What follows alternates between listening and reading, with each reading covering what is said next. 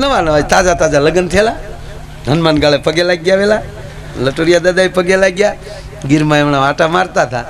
અને પછી અને તાજા તાજા લગ્ન હોય ને એ થોડો થોડો બહુ થતો હોય. હા કેમ છે ને આમને કાંઈ હા બાની તો કે એવું કંઈ ન ધીર્યા કરાય કાને. અમારે એક હતો ને મથુર તે હવે તો લગ્નમાં કબાટ આવે ને ઊભા કબાટ, એમાં વળી ઊભો અરીસો હોય તે એ વળી એનો કબાટ ની દાચ્યાનો આમ લઈને આમ પટિયા પાડતો પાડતો બોલ્યો એની બાને, બાક હા વો હામો ટેક ટેક નહીં કોઈ કરવાનો હા. એને બાપા સાંભળી ગયા કીધું મથુર ગાડું જોડી તો બેટા. કેમ બાપા? વાડીએ જાવું. વાડીએ લઈ જઈને બાપ ગમાણીમાં સોટી ગયો, 3 પરોણા નાખ્યો. હા હા બાપા વો હામો ટેક ટેક બેટા. ઉગડ ઘરે વયો જા, કાંઈ કામ નહોતું, એટલો જ પ્રોગ્રામ હતો. ઓલો ઘરે જઈને સીધો રૂમમાં જઈને એની વહુને કીધો, જો ગાંડી માવતર જ ને માવતર, 4 ધામની જાત્રા ન થાય તો હાલે, જો માવતરની પ્રદક્ષિણા કરી લો તો પૃથ્વીની પ્રદક્ષિણા કરાય.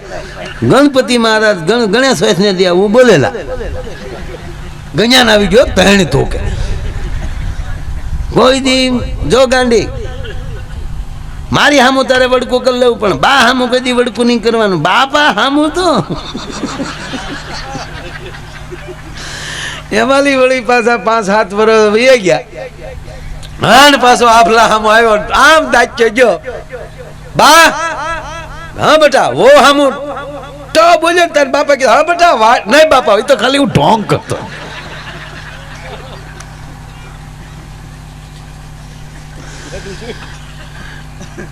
ગાડાનું નામ લે તો આટા આવી જાય. ઘરે છોકરાઓને એક ગીતાજીનો શ્લોક શીખવાડો, રામાયણની સોપાઈ શીખવાડો, એકાદો મંત્ર શીખવાડો. હું આ મુસલમાન ભાઈઓને ધન્યવાદ આપું છું. એનો છોકરો 10માં ફેલ થાય તો એને પહોંચ છે, પણ 10મા ધોરણના છોકરાને કુરાનની આયાતું ન આવડતું હોય તેનું પહોંચ નથી. અને આપણે કોને ગીતાનો શ્લોક શીખવાડ્યો? એ તો સારું છું, પાંડુરંગ દાદા લાવ્યા વચુતામ ચુતામ દેવમ, એ વળી ગામડે ગામડે ચાલુ થયું હતું. હા સ્વાધ્યાય એટલે વળી મોટો પાડ કહેવાય કે ગામડા સુધી ગીતાના શ્લોક પહોંચ્યા.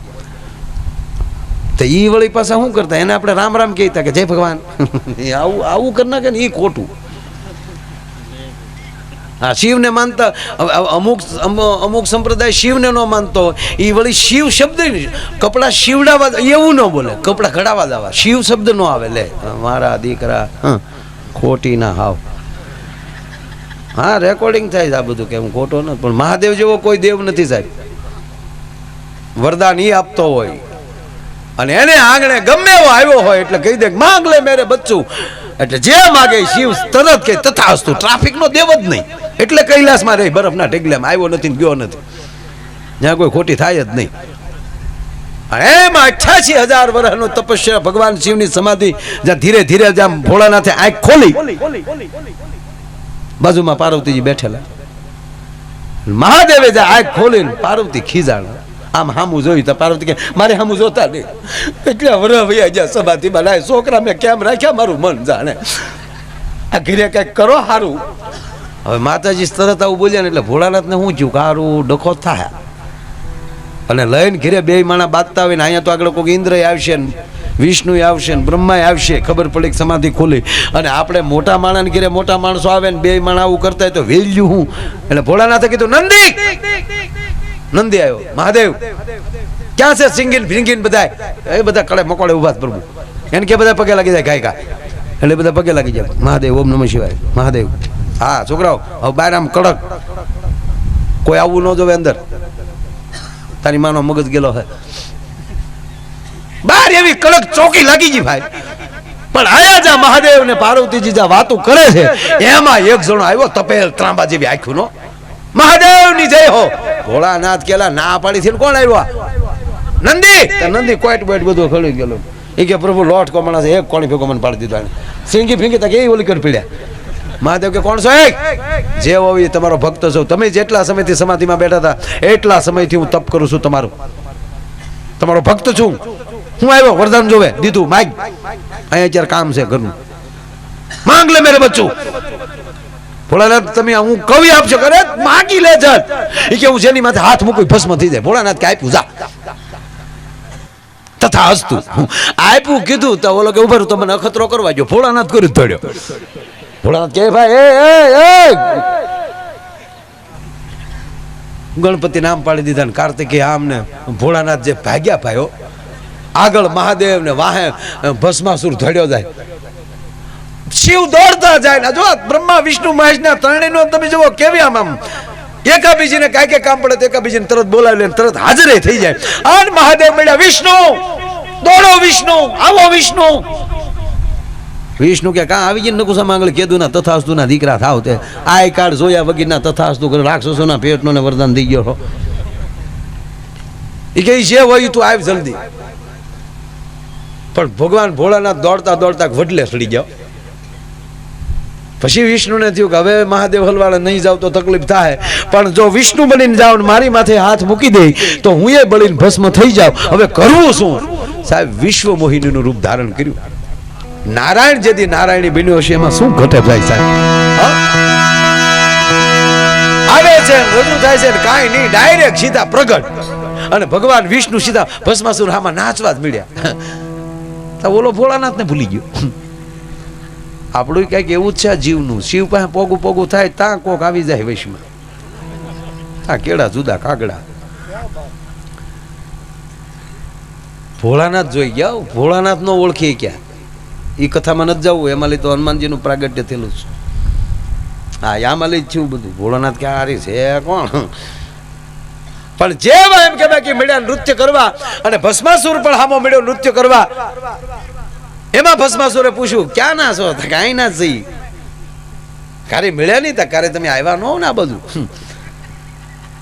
હા ભસ્માસુરે કહે છે કે લગ્ન કરવા કે હા પણ લગ્ન કરું એક શરતે હે ભસ્માસુર મારી ઘોડે જે મારી સામે નાચે એની સાથે જ હું લગ્ન કરું ભસ્માસુર કે તમે જેમ કે એમ નાચું અને જેમ જેમ ભગવાન વિષ્ણુ મળ્યા નાચવા એમ ભસ્માસુર મળ્યો નાચવા અને નાચતા નાચતા વિષ્ણુ ભગવાને એનો નેનો હાથ એના મસ્તક ઉપર મૂક્યો સામે ભસ્માસુરે પણ એનો નેનો હાથ એના મસ્તક ઉપર મૂક્યો પોતે ને પોતે બળીને ભસ્મ થઈ ગયો તા તો ભોળાનાથ વડવાય પકડીને હેઠા હાડા હાડા હાટ કરતા વિષ્ણુનું બાવડું પકડીને કે ક્યાં નહીં છો ત્યારે ભગવાન વિષ્ણુ એમ કહે છે કે હે ત્રણ નેત્ર વાળા એકવાર આંખું વીચીને જો તારે સામો કોણ ઊભું છે અને ભગવાન શિવે જે આંખ વીચી તા તો સામે વિષ્ણુને જોયા ભોળાનાથ ભોઠા બહુ પડ્યા કે તારા આવા નવા ધંધા વિષ્ણુ કે નકુસામાં આંગળીથી હું આવા નવા ધંધા એક આવી રમૂજ કથાઓ પડે આનંદે એવી કથાઓ સત્ય કથાઓ અને એ મહાદેવની ઘરે આજે ગણપતિ ગરવો ગણે આજ રમ્યો હોય ગણેશ ચોથ પણ આજ મહાદેવે એને પ્રગટ કર્યા આ ગણેશ ચોથ ના દિવસે એટલે ગણેશ ચોથ છે ઓલી ભાદરવાની નથી ભાદરવાની તો આપણે એ ઓલા સાહેબ આપણે કોણ ઓલા મહારાષ્ટ્રના હતા બાપુ ઓલા દાદા ઓલા ગણેશ ઉત્સવ કર્યો એ ઓલા શું નામ ઈ દાદાનું નામ સ્વતંત્ર સેનાના ઓલા શું આઝાદીની ચળવળમાં જોડાયેલા ના ના ઠાકરે તો કાયલ તું ભાઈ લાલા લજપતરાય હા એણે કારણ કે ચોમાસામાં બધા માણસો ઘરે હોય દરિયા કામે ન ગયા હોય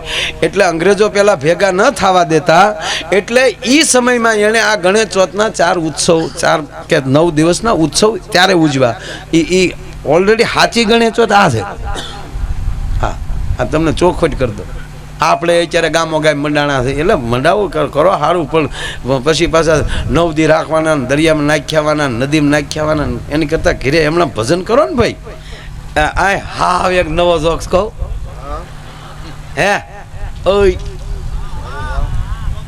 ધારાસભ્ય હાવ નવો જોક્સ કહું તમને ગમે એવો આમાં ઓલાને નહીં ગમે કમળવાળાને નહીં ગમે એટલે આપણે તો કમળ ભાજપ કાંઈ કાંઈ હોય નહીં પણ એક મચ્છર અને મચ્છર એવો નવા નવા લગ્ન કરેલા મચ્છર ને મચ્છર એટલે લગ્ન કર્યા એટલે બહુ હોય જ પાછું એ નથી રાખતી મચ્છરી મચ્છરી ને દાદા વાહ વાહ ના પીવું અને આપણે ધારાસભ્ય એવા મળ્યા છે એક વ્યસન જ નથી નકર ધારાસભ્યને એક વ્યસન બાકી જ ન હોય એટલે હાવ હોજા ધારાસભ્ય હાવ કાંઈ વ્યસન જ નહીં હા સાળો ન કરાય એ વ્યસન અને વતાવાય નહીં એટલે નકર એક ધારાસભ્ય ગાંધીનગર ગયા તો કોકે પૂછ્યું ઇંગ્લિશ ફાવે તા કે સારું હોય તો દેશી ફાવે. એટલે ઓલા ભાષાનું કહે ને આ પીવાનું સમજે. આ ચાય ન પીવે.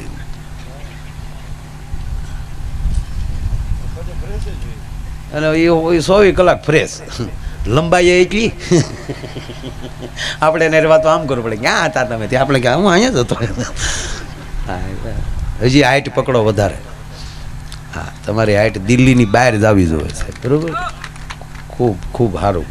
તમે હું આ સાની વાટે છો મારે ભોળાનાથની વાત કરીને પૂરું કરવું છું. પણ ઓલો ઓલો જોક્સ કહી દો. પણ એ જોક્સ કહે ને તો આપણે સા પીવાવાળાને નાખોરા મારી સા પાછી આવશે આમ ટન મારી. એટલે હું એનો સાળો નથી કરતો.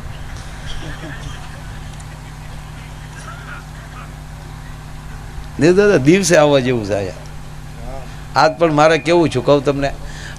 મારે એમ હતું મોડું થાય તે હે રોજના 2-3 લાખ થાય ભાઈ કેમ રોકાવું.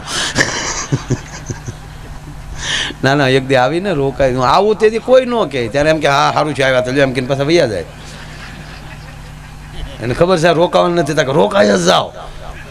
અમારા જીવા બાબા હતા ને મહેમાન રોકાય નહીં બળ કરીને પરાણે બસ સ્ટેન્ડે વહી આવે ને તે બસ આવે ને તો મહેમાન એમ કે ને ઠીક લ્યો આવજો અમે આવશું ઓલી વહી જાય તારી માં કીધે તો તાણ કરતું હતું ને અહીંયા વળી પાછું કે ઊભું રહેજો આવજો. ઓલા બાપુ ક્યાંય વહી ગયા. ઓલા બાપુ હતા છોટે છોટે નીકળી જા. નિર્દોષ મજા આવે. એટલે ઓલો ઝીણો જોક કહું તમને બધાને નહીં સમજાયો ભાઈ. હા અને આપણે મેં તો કોઈ દી દાદા એવું તો કીધું જ નહીં. આ સમજાણું હોય તો તાળીઓથી વધાવો કોઈ કહેવાનું જ નહીં. હા વધાવું હોય. આપણે હાટું થોડા સાંભળવા હોય. હું પ્રોગ્રામ કે કોઈ ગામ હાટું ન કરતો. હું સાંભળું મને મજા આવે કે એકલા બોલીએ તો ગાંડા કરાય. એટલે અહીંયા બોલીએ તો હું સાંભળું ને માનસિક રીતે હું સામાવ્યો જાઉં છું. પછી બોલે જેને બોલવું હોય. અને હું હંમેશા તમને સાંભળો ને કોઈ દી ખરાબ નહીં બોલો. એટલે જ ગામડામાં કોઈક બાતતા હોય તને કહેતા હા ભેળતો ખરો હા ભેળતો ખરો. હું કામ કે કારણ કે કોઈનું સાંભળતો જ ન હોય. હા અને મહારાજા અમરીશ ઉપર જેથી ભગવાન પ્રસન્ન થયા અને કીધું ભગવાને માગ અમરીશ ત્યારે કીધું પ્રભુ 2 કાનથી તમારા ગુણગાન બરોબર મને સંભળાતા નથી. મને 1000 કાન આપો જેથી કરીને તમારા ગુણગાન સાંભળ્યા કરું. જે બીજાને સાંભળે એ આ ભક્તિનો પહેલો જ વિષય છે શ્રવણ. 9 ભક્તિ છે 9 પ્રકાર છે ભક્તિના. એમાં કાંઈ ન કરતો નહીં માણસ સાંભળતો જ હોય એ પહેલા પ્રકારની ભક્તિ. કોકને સાંભળ્યા જ કરતો હોય ને તોય ભગવાન એની બાજુ આટા મારતો હોય. બીજું છે કીર્તન. બીજું છે એ કીર્તન છે. કાંઈ નહીં ખાલી ગાતો જ હોય હાલતા. નરસિંહ મહેતા ગાયા જ કરી. મને ખબર નથી સંધ્યા પૂજા કરતા હોય છે મારો રામ જાણે. દામો કુંડે નાવા જતા એમ કે નાતા તો હોય છે. બાકી આપણા ગામડામાં ભક્તો સાહેબ નાયા નથી. સોમાહા નવરાવતા ડોહા. હે આપણે ભણવા જતા તો હું શાળામાં નાઈને ભણવા જતા ના અરે ના ટીલડીયું થઈ જાય.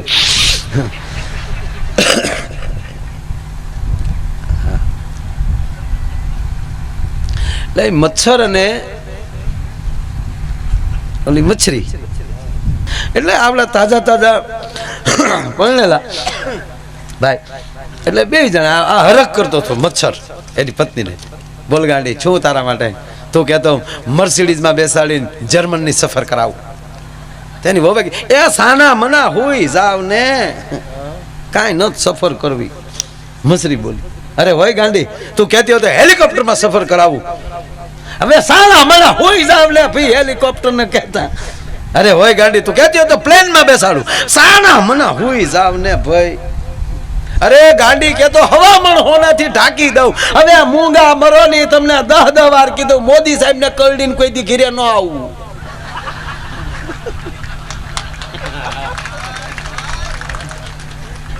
લોહીની અસર ગલોદા મારવા. તમે જેનું લોહી સુશ્યું ને ઈ બોલો છો તમે.